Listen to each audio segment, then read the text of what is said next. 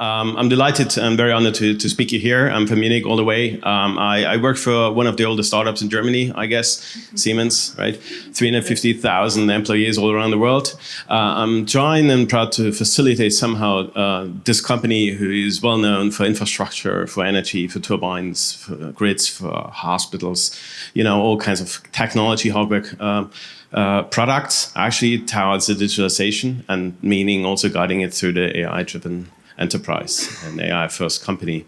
My job is actually two split. On the one side, I'm delighted to work with and driving and leading a machine learning department there on corporate research. It means like I have 20 plus employees, which I'm working together and driving research, applied research. On the other side, I'm also driving together with the marvelous teams, the AI lab. We facilitate more than 30 projects a year, 300 people throughout that as an incubator towards impactful and meaningful AI application within Siemens and within customers. I have 40 slides in 80 minutes, so it will be a bit of a fast pace. All right, so here you go. When we're talking about AI at Siemens, and we're talking about actually, you know, that there is quite a scope and quite some funding and quite some pace in that you're making revenue, making value, generating value out of digitalization in per se. Most of the management doesn't, you know, thinks of AI or machine learning as a toolbox, as enablement in the broadship of digitalization. And we see that the facts, obviously, exponential growth. We heard it in the morning sessions already, right? Everything should be exponential, data should be exponential, compute should be exponential, at best also revenues should be exponential, and impact should be exponential.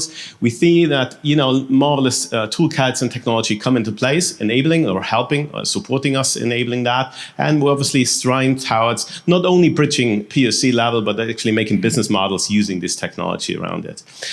And the biggest ship, actually, when we're talking about AI, and we had a bit of a stream, is the big monster is actually uncertainty. This comes when these kinds of speed and this kinds of impact, this kind of hype comes into place. That means decision makers, CEOs, business units, leaders in the race, managers, you know, there are always a bit of glimpse of uncertainty. Is it the right thing? Do I do the right thing? What kind of impact? Do I miss something, right? These are kinds of the decision-making processes managers do actually have. And not being a data scientist by nature, from a management perspective at least, right? This comes with a lot of uncertainty involved, right? And if you then talk to an organization with 350,000 people, right? And you ask them, what is AI, right? It's as, you know, as broad as something what the expectations people, employees, colleagues, managers, C-levels have actually, because they're mostly dominated by utopia, right? What a robot can do, what a machine learning, what this AI thing, I don't know what it is, right?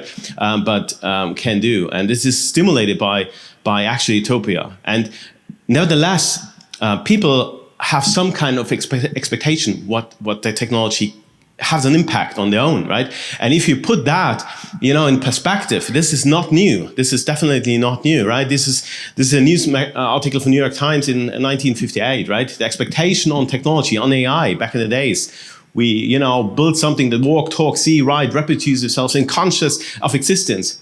We have this discussion currently again ongoing, right? This we had that back in the days with high expectations, diluting and diluting somehow, you know, on a reality level. And if you look now in the discussion of that, then you should also back and say, like, what happened actually back in the days, the biggest before the digitalization aspects, what happened, the most impact on the workforce actually was industrialization. And if you ask then what the people actually expect on industrialization, then you end up maybe on, you know, this is Jean-Marc Couture, 1899, drawing the, you know, the stories, the imaginations of people. What is an impact of industrialization, you know? And that was like the first landmark or, you know, the first Roomba, right? This was the expectation people had what the technology, such as industrialization, automation, in says on the hot, on the blue collar aspects actually has, right? And with that comes, again, uncertainty. And with uncertainty comes fear. With fear comes revolution, right? And this is what happened. We now know it's called ludism, that the people were so afraid of losing their social status because of automation, industrialization, right?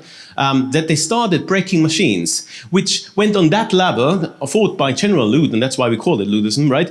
That the UK needed to have a law which was called the machine breaking law, in you know, making it clear this is under death penalty, don't break machines. People broke machines because they were afraid of that smart systems, in this case automation, industrialists would take over the job. And I don't say with the digitalization efforts we currently have, we know where is our general loot, but we need to cope with fear and anxiety for people which maybe not the literature by algorithms or by data, but are somehow being really afraid of, you know, what happened to them personally. And I shamelessly copy a nice video of Rachel, who said like this, summarized very well. This is a woman driving for the first time an autonomous Tesla.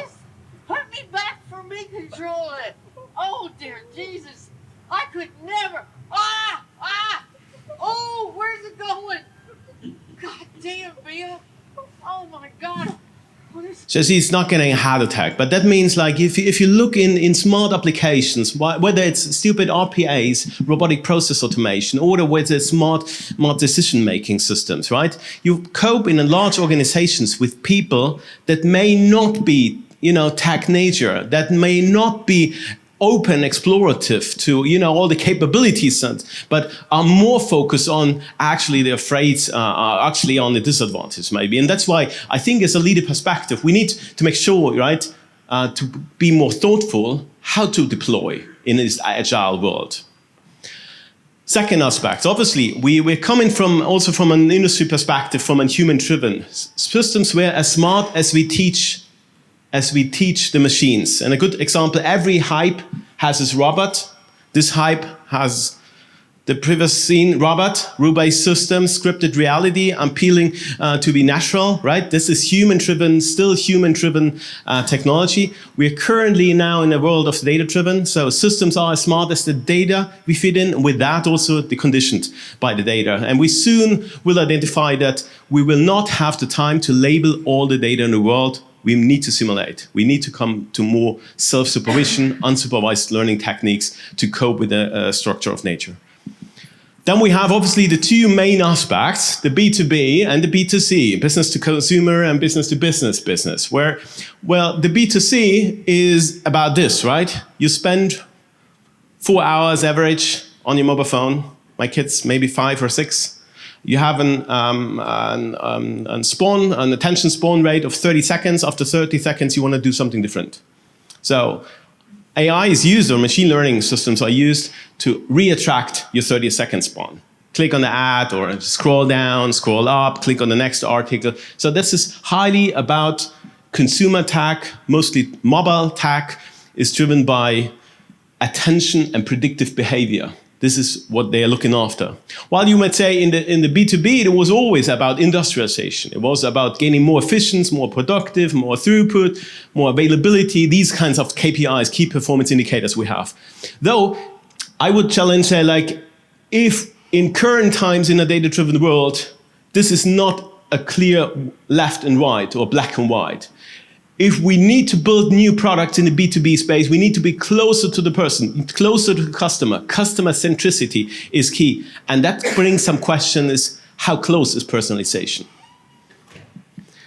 Then if you start driving into an AI journey with a corporation, so there is you need some kind of operational model. And we have already seen in the previous talk actually quite some things. So there are certain constraints apart from making data scientists happy, right? You should have some principles of where do you want to go the journey. You should have some vision and mission, what you envision and what's the mission towards to that.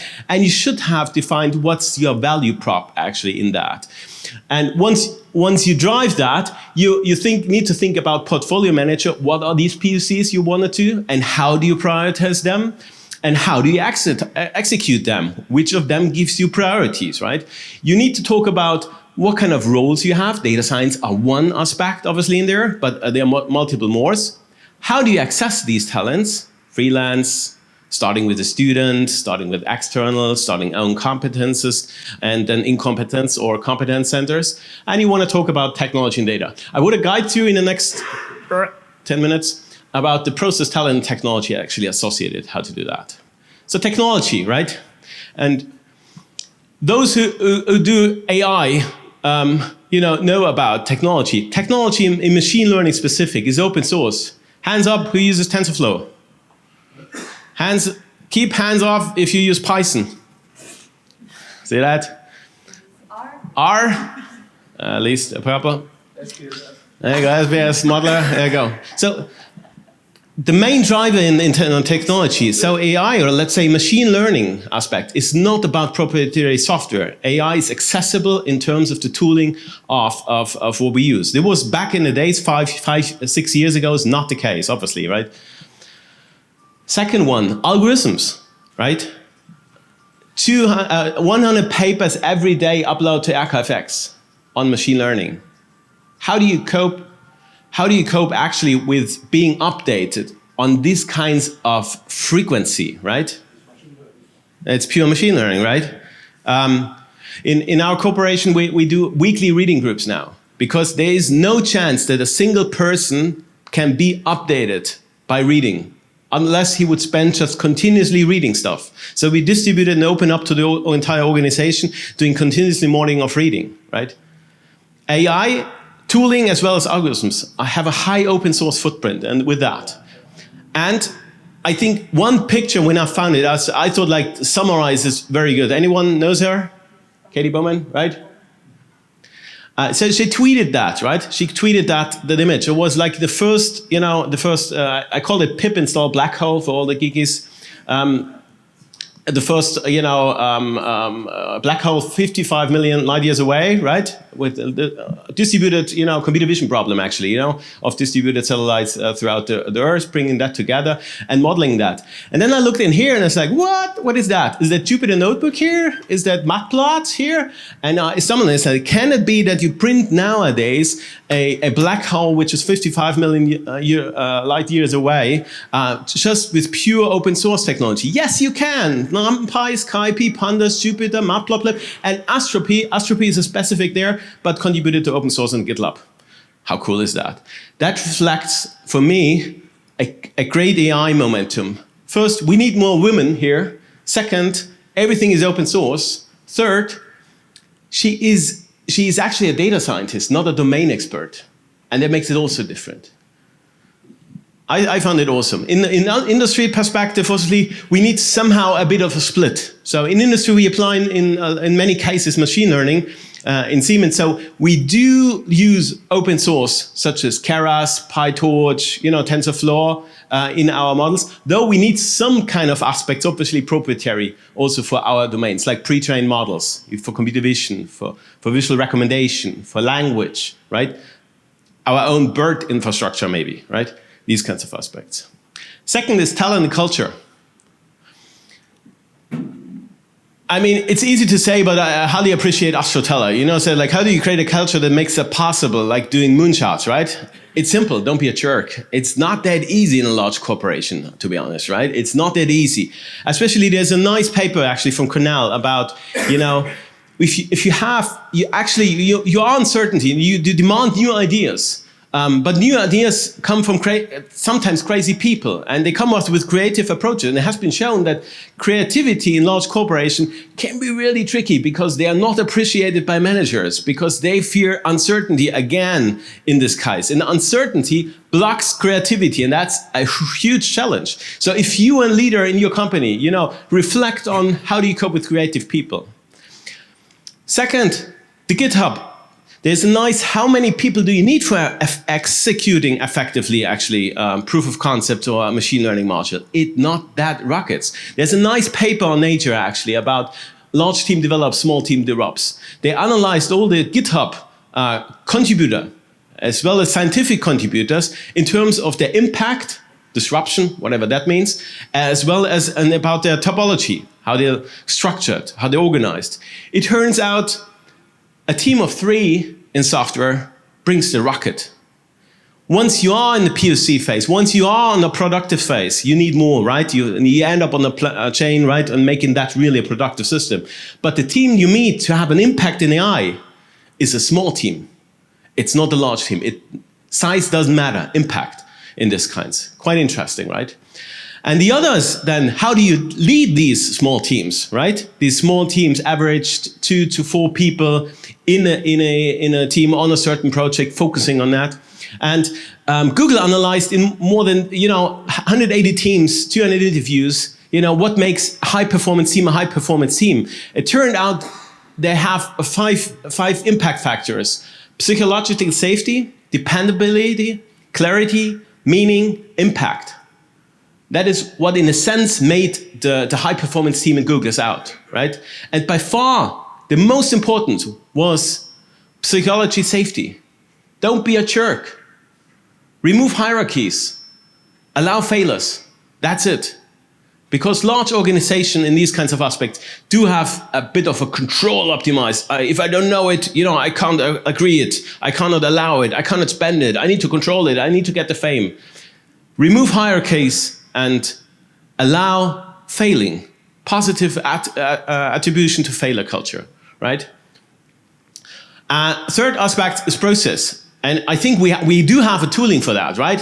From H to, the horizons you may have seen. So, they have product horizons, you have the market horizon, you have the testable horizon, and you have, imagine the not seen yet. And I think it's worth, if you're leading and deciding on certain products, that you define the horizon you want to have. And it's sometimes, even though it feels somehow vague or is clear, it's worth to, in this current times, when you have an accelerated development environment, to differentiate, is that something on the product side or is that something on the long term, and means horizon also in times. So you piece the right pressure on the right team on the right moment. And if you look down, and we heard it also, right? We've seen that a lot of cases has been actually, in a lot of enterprises being POC'd, like tried and then failed. And when is the next momentum, right? And it has various flavors to that, why this happens. And this is also experience that we have in our organization. No doubt about it, right? And the main aspect is, right, we tend to do, if you draw a line on the timeline and the characteristics of the project, we tend to do, we starting, let's do requirement engineering, let's get more information, right? Let's do an interview, let's do an external, right? We tend to do a stretch on the experimentation, and only if we have a specific, project workbench breakdown structure and a project plan, then we start actually implementing that. Though I think from our perspective, we need to start early in the experimentation phase. This is the essence. Start early in the experimentation phase, because experimentation is about learning, not about having success or a product. Experimentation is about pure learning, and you make a lot of iteration with that. That's essential part of that, right?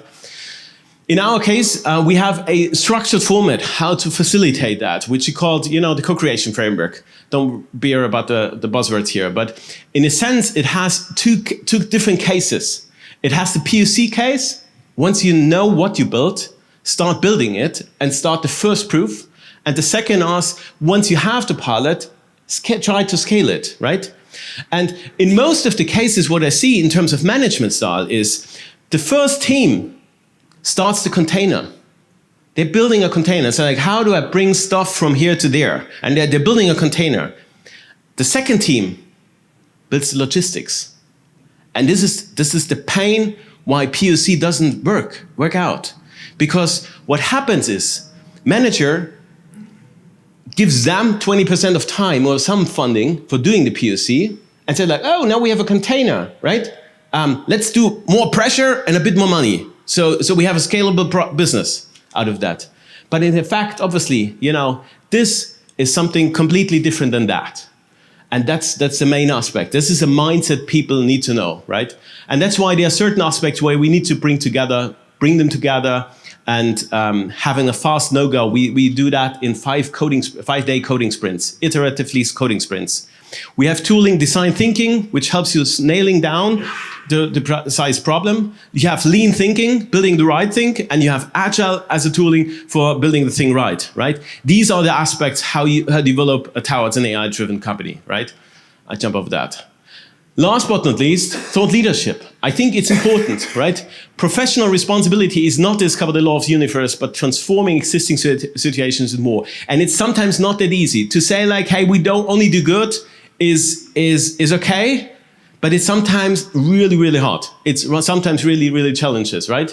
What we do in Siemens, we developed a framework for use cases of the application of machine learning and AI use cases, which we call the Responsible AI Framework, which indicates the capabilities like visual monitoring, transparency and secure profiling of individual, process efficiency maybe, right? Or companions, fast reduction, or generative higher system efficiency, or complexity. So we have tooling and aspects where a toolbox of machine learning and AI can leverage, right? This gives us the capabilities. But once we have these capabilities, obviously we need to be aware of that there are certain risks involved: misuse of data, black box, intrusion, manipulation, decisions, inability to control, right? Labor displacement, those kinds of risks you have along with these capabilities. And that's why we need also some kinds of mitigation channels and mitigation processes, right? How to cope with that. And managers need to be, aware of, but also guided about, not only the capabilities and not only about the risk, but also about the action taken in mitigating this. And this is doable. And that's why we differentiate all our use cases along the line of this framework, right? And 1 minute, the problem is in itself not biased data, right? We live in a data-driven world, right? It's not that the AI is something doing or the data, right? It's our misconception that we think if we throw enough data and enough GPU on a certain problem, that this reflects reality. There is no unbiased button. There is no unbiased. Whoever tells that, there is no unbiased. And this needs to be aware of. And that's why I think, especially for certain cases, I'm really afraid of, in which direction we are going, my personal flavor. And I do go with Brad and say, like, we really need to make sure if we see currently application towards security. Security is such a high value, I know it, right? But it's not a black and white thing here. It's running very widely, right? And that's why we're using the framework of responsible AI. And last but not least, the best way to cope responsible with technology such as machine learning is, to do it together. And it means calling for engagement, working together, commenting together, but also developing together. And with that, thanks very much for open for every question.